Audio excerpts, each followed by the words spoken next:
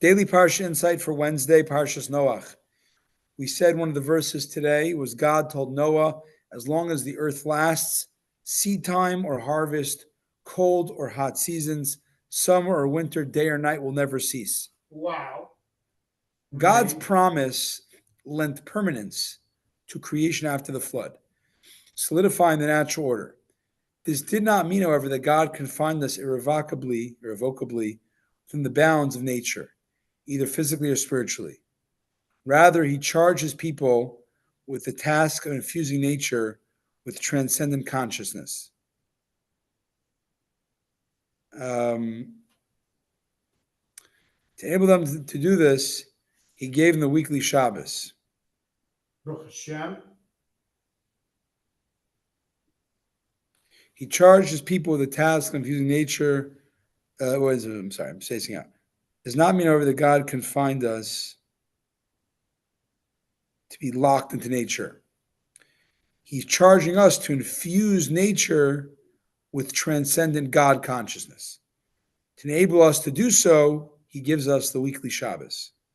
Although the world remains in motion on the Shabbos, operating within time and space, the sun rises, the sun sets, and so on, we, through celebrating the Shabbos and keeping its laws, experience transcendence over creation.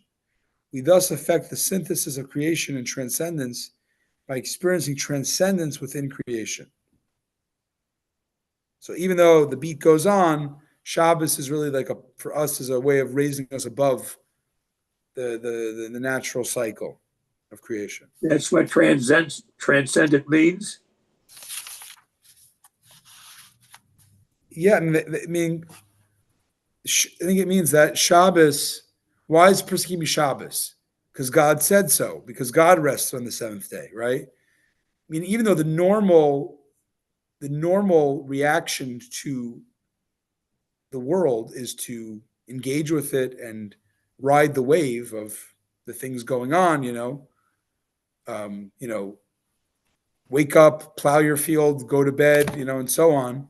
Shabbos is saying there's someone that said don't work on this day. Mm-hmm. It's above nature, and that's transcendence. You're saying that Hashem. I'm not locked into the rat race of survival.